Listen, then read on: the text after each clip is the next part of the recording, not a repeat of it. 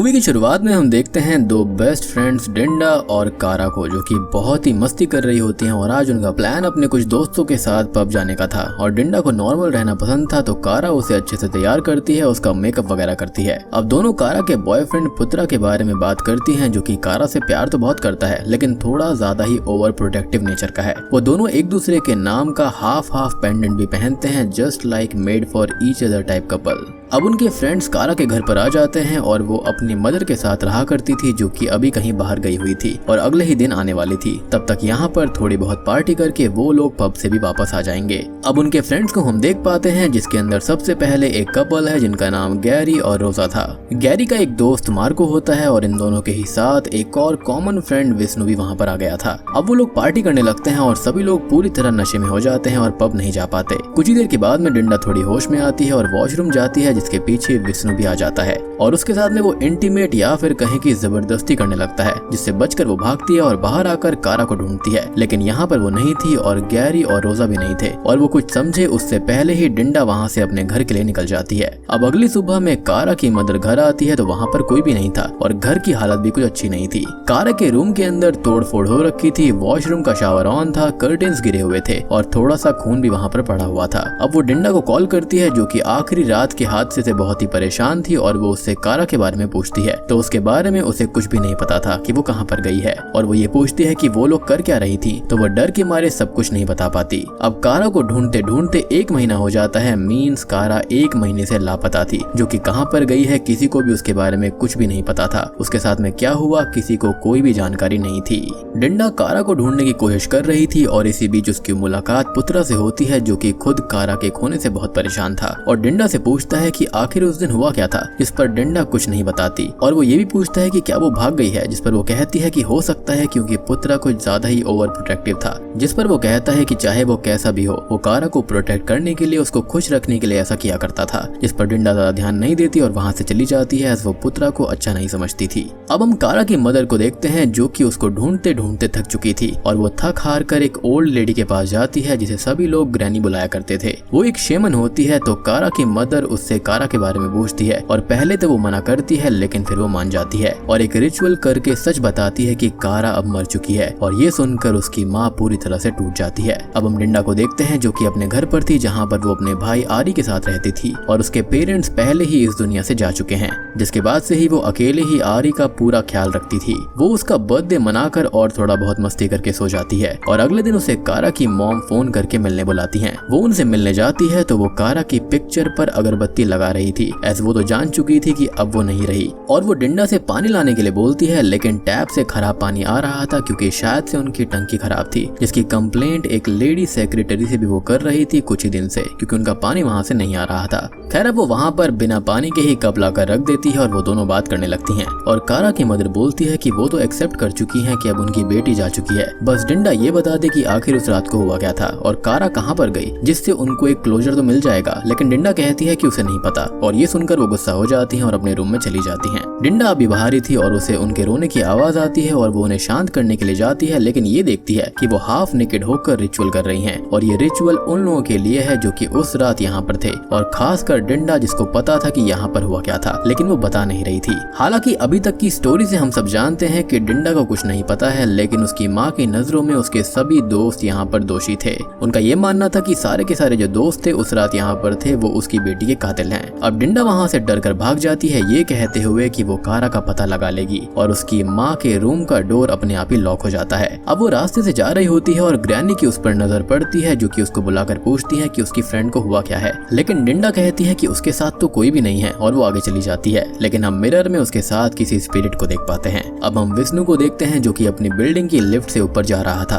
तभी उसे लिफ्ट के बाहर रेड ड्रेस में कोई फीमेल गोस्ट दिखाई देती है, जो कि धीरे धीरे उसके पास आती है और फिर उस पर अटैक करके उसके सर को लिफ्ट में फंसाकर उखाड़कर उसको जान से मार देती है। डिंडा अब जो कि अपने घर पर थी, उसे भी पार्टी के नाइटमेयर्स आते हैं और वो जाग जाती है, जिसको कोई फीमेल गोस्ट हॉन्ट करती है, जिससे वो बहुत ही ज्यादा परेशान हो जाती है, लेकिन फिर खुद को संभालती है। अब वो आरी को स्कूल छोड़ने जा रही होती है कि तभी फिर से उसकी नजर ग्रैनी पर पड़ती है, जो कि उसे ही घूरी जा रही थी, और वो आरी को अपने पास बुलाकर डिंडा के लिए कोई प्रोटेक्शन पेपर देती है, जिसे डिंडा फेंकने को बोलती है। उसे इन सब चीजों पर ज्यादा यकीन नहीं था, लेकिन आरी उसे अपने पास ही रख लेता है। अब उसके फोन पर विष्णु के मरने का वो वीडियो आता है जिसको देखकर वो बहुत ही ज्यादा परेशान हो जाती है क्योंकि उसने डिंडा की मदर को रिचुअल करते हुए देख लिया था। अब वो पुत्रा से मिलती है और उससे इसके बारे में डिस्कस करके उसको बताती है कि उस लिफ्ट की सीसीटीवी फुटेज के अंदर उसे एक झलक कारा की भी दिखाई दी थी और उसने अपने घर पर भी कारा को देखा था, महसूस किया था और उन्हें उसे ढूंढना चाहिए, कुछ करना चाहिए। लेकिन पुत्रा को यहाँ पर कुछ भी समझ में नहीं आता कि वो लोग करें तो क्या करें। खैर अब वो और बाकी लोग विष्णु के प्रेयर मीट में मिलते हैं जहाँ पर वो सब यही डिस्कशन करते हैं और डिंडा सबसे पूछती है कि उस रात उसके जाने के बाद हुआ क्या था और ये गोस्ट कारा का ही है, लेकिन उसने विष्णु को क्यों मारा, और ये सब उनको समझ में नहीं आ रहा था। डिंडा उन लोगों से बार बार पूछती है कि आखिर कोई तो कारा के साथ होगा, लेकिन किसी को कुछ भी याद नहीं था क्योंकि सभी काफी नशे में थे। और यहाँ पर हम मार्को को थोड़ा सा हिचकते हुए और डरते हुए नोट कर पाते हैं। अब ये सब सुनकर रोजा बहुत ही ज्यादा डर जाती है और गैरी के साथ वहाँ से निकल जाती है। वो दोनों रास्ते में भी यही डिस्कस करते हुए जा रहे थे जहाँ पर गैरी कहता है कि ऐसा कुछ नहीं है, कोई भी भूत वगैरह नहीं है, और अगर कारा गोस्ट बन भी गई है तो उसने विष्णु को क्यों मारा, उसने क्या गलती कर दी थी। तभी उनकी कार के आगे वही रेड ड्रेस वाली फीमेल गोस्ट आ जाती है और कार से हिट हो जाती है। अब वो दोनों ही उसको देखने बाहर जाते हैं, लेकिन वो सिर्फ गैरी को ही दिख रही थी, रोजा को नहीं दिखाई दे रही थी और वो उस पर अटैक करने बढ़ती है और वो कार से वहाँ से भागने लगता है। लेकिन अल्टीमेटली वो कार में आकर बैठ जाती है और जो गैरी होता है वो डर कर कार से बाहर निकलता है, जिसको वहीं पर दूसरी आती हुई कार हिट कर देती है और वो वहीं पर दम तोड़ देता है। अब हम डिंडा के घर को देखते हैं जहाँ पर वो और आरी सो रहे थे, लेकिन उनके नेबर्स कुछ शोर कर रहे थे जिससे आरी जाग जाता है और उन्हें चुप कराने के लिए जाता है और वापस आते हुए उसको वही रेड ड्रेस वाली फीमेल गोस्ट दिखती है जो कि उसे हॉन्ट करती है और उस पर अटैक करती है, जिससे डिंडा उसको बचाती है और संभालती है। अब तभी वहाँ पर रोजा भी आ जाती है जो कि उसे गैरी के मरने की खबर देती है और वो दोनों बहुत ही ज्यादा परेशान हो जाती हैं। जहाँ पर रोजा कहती है कि ये अगर कारा है तो वो ऐसा कर क्यों रही है और अभी 2 लोग मरे हैं, आगे वो सभी मारे जाएंगे, उन्हें कुछ ना कुछ तो करना होगा। और डिंडा उसको संभालती है जिसकी नजर उस प्रोटेक्शन पेपर पर पड़ती है और वो रोजा और पुत्रा के साथ अगले ही दिन ग्रैनी से मिलने चली जाती हैं। वो लोग मार्को को भी कॉल करते हैं लेकिन उसका कॉल नहीं लग रहा था, तो वो लोग ही ग्रैनी से बात करने लगती हैं। ग्रैनी कारा की पिक्चर देखकर कुछ सेंस करती है और अब वो कोई रिचुअल करती है और अब वो उन्हें होंग गुई के बारे में बताती है। एक फीमेल गोस्ट होती है जो कि रेड ड्रेस में खुद को खत्म करती है ताकि मरने के बाद वापस आकर अपना बदला ले पाए, और उसे रोकना इम्पॉसिबल है। वो तब तक नहीं रुकेगी जब तक उसका बदला पूरा नहीं हो जाता या फिर उसका आखिरी शिकार खत्म नहीं हो जाए, और उन लोगों को सबसे पहले कारा की बॉडी ढूंढनी होगी। अब वो लोग उससे ही मदद मांगने लगते हैं, लेकिन वो ये कहती है कि वो बॉडी तो नहीं ढूंढवा सकती, लेकिन हाँ वो कारा से उनकी बात जरूर करवा सकती है। अब वो कारा की सबसे क्लोज फ्रेंड डिंडा को चूज करती है और एक रिचुअल करती है जिसके अंदर डिंडा कुछ विजन्स को देखती है जिसके अंदर कारा को कोई मोलेस्ट कर रहा होता है और फिर उसे कहीं पर पानी में फेंक दिया जाता है। अब डिंडा होश में आती है और तभी ग्रैनी पजेस हो जाती है और वो उन सब पर अटैक करने लगती है, जिससे वो लोग बचते हैं, लेकिन वो रोजा को बुरी तरह घायल कर देती है और पुत्रा के ऊपर भी अटैक करती है, लेकिन वो सामने से हट जाता है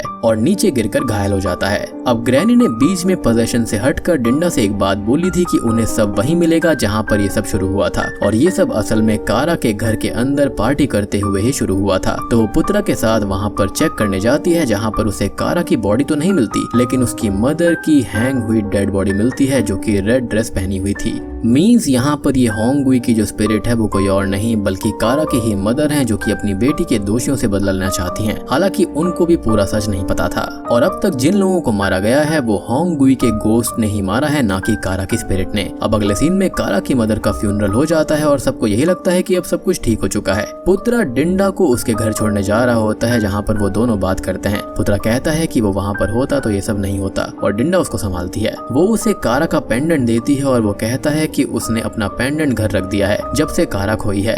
अब डिंडा उसे उस रात की बात बताती है और उस विजन की बात बोलती है कि उस रात मार्को ने उसको मोलेस्ट किया था और फिर उसे मार कर कहीं पर फेंक दिया, और आखिरी टाइम कारा डिंडा को ही मदद के लिए बुला रही थी। और ये सुनकर पुत्रा को बहुत दुख होता है और वो टूट सा जाता है। अब वो डिंडा को घर छोड़ता है और उससे कहता है कि वो अपना ख्याल रखे, अपने भाई को संभाले, और मार्को को वो ढूंढ कर इस मैटर को खुद से ही सॉल्व कर लेगा। लेकिन डिंडा उसका साथ देने की बात करती है। अब वो अपने घर पर आती है, थोड़ा बहुत काम करने लगती है और आरी नहाने चला जाता है, और वो तब तक रोजा का हाल चाल पूछने उसको कॉल करती है जो अभी हॉस्पिटल में है। लेकिन वहाँ पर वही कारा की मदर का गोस्ट आकर उसे बड़ी बेरहमी से जान से मार देती है। अब वो गोस्ट डिंडा को भी हॉन्ट करती है और उसको मारने की कोशिश करती है। आरी को पजेस करके उससे अटैक करवाती है और डिंडा जैसे तैसे खुद को बचाती है। वो पुत्रा को कॉल करती है और कहती है कि ये सब खत्म नहीं हुआ है, उनको तो कारा को ढूंढना था और उसको तो उन्होंने ढूंढा ही नहीं। और अब उसे कारा के घर के टैप की याद आती है जिसमें खराब सा पानी आया था और उसको थोड़ा आइडिया लग जाता है कि कारा कहाँ पर मिलेगी, क्योंकि उसको पानी में डुबाकर मारा गया था। अब वो पुत्रा को कारा के घर पर बुलाकर वहाँ पहुँचती है और टैप को चेक करती है तो उसके अंदर से बाल निकलते हैं। अब वो पानी की टंकी चेक करने जाती है तो वो जो नजारा देखती है उसको देखकर उसके पैरों के नीचे से जमीन खिसक जाती है, क्योंकि उसी दिन से कारा की डेड बॉडी वहीं पर पड़ी हुई थी। और ये देखकर वो टूट जाती है और उसको निकालने लगती है, लेकिन उसके हाथ में उसे एक पेंडेंट मिलता है जो कि पुत्रा का था। और अब वो आगे इससे पहले कुछ भी समझती उससे पहले ही पुत्रा वहाँ पर आकर उसके सर पर कुछ मारकर उसे टंकी में फेंक कर टंकी को लॉक कर देता है। तो उस दिन पार्टी में नशे में होने के बाद मार्क को कारा को जबरदस्ती रूम में ले जाता है और उसे मोलेस्ट कर देता है, जिसके बाद वो टूट जाती है और वॉशरूम में बैठकर रोने लगती है। और तब तक पुत्रा वहाँ पर आ जाता है जिसे लगता है कि कारा ने उस पर चीट किया है और वो उसके साथ हाथापाई करता है जिससे वो गिर जाती है और बाथटब से उसका सर लगता है और वो वहीं मर जाती है। अब खुद को बचाने के लिए पुत्रा उसे वापस बेड पर छोड़ देता है और जब मार्को को होश आता है तो वो ये सब देखने लगता है। और यहाँ पर पुत्रा उसके सामने आकर ये नाटक करता है कि ये सब मार्को ने ही किया है और उसे फंसाने की धमकी देकर उससे बॉडी ठिकाने लगवा देता है, जिससे कि वो पूरी तरह सेफ रहेगा अगर आगे चलकर कभी इन्वेस्टिगेशन हुई तब भी। अब तक मार्को भी वहाँ पर आ जाता है और वो पुत्रा से लड़ने लगता है और डिंडा को बचाने जाने लगता है, लेकिन पुत्रा उसे भी नीचे गिराकर खत्म कर देता है। अब वो उसकी बॉडी को ठिकाने लगाने लगता है और इधर डिंडा बेहोश हो चुकी थी, जिसे अब फाइनली कारा की स्पिरिट पजेस करती है। और यहाँ पर पहली बार कारा की स्पिरिट कुछ कर रही थी। बाकी टाइम जो कुछ भी किया था उसकी मदर के गोस्ट नहीं किया था। वो रिचुअल करने के बाद में आप होंगुई स्पिरिट में कन्वर्ट हो सकते हो किसी से भी बदला लेने के लिए। अब पजेस हुई डिंडा टंकी गिराकर बाहर आती है और पुत्रा का पीछा करने लगती है। वो उसको पीटने लगती है और फाइनली स्टैब करके खत्म करने ही वाली होती है, लेकिन वो उससे रहम की भीख मांगता है और डिंडा अपने होश में आकर उसे छोड़ भी देती है। लेकिन वो तो एक बुरा इंसान ही था और वो उसे स्टैब करके खत्म करने लगता है। लेकिन अब कारा अपनी ही बॉडी को पजेस करती है, यानी कि अपनी ही डेड बॉडी को, और उसे पकड़कर बिल्डिंग के नीचे जंप कर देती है, जिससे वो भी खत्म हो जाता है। और अब कारा की स्पिरिट और उसकी मदर की स्पिरिट फाइनली फ्री हो जाती हैं, क्योंकि जितने भी यहाँ पर कल्प्रिट्स थे उनको सजा मिल गई थी। अब मूवी की एंडिंग सीन में उन दोनों का अच्छे से फ्यूनरल होता है और हम डिंडा, आरी और ग्रैनी को देख पाते हैं जो कि उन दोनों की मेमोरीज को संभाल कर रखते हैं। इसी के साथ में ये मूवी यहीं पर खत्म हो जाती है। तो दोस्तों ये थी पेरम्पुआन बैरगन मैरा मूवी की कहानी। उम्मीद करता हूँ कि आपको ये पसंद आई होगी। तो उम्मीद करता हूँ कि आपको ये प्रॉपर इंडोनेशियन हॉरर मूवी पसंद आई होगी। पसंद आई है तो वीडियो को लाइक कर देना, चैनल के ऊपर नए हैं तो सब्सक्राइब कर लीजिए।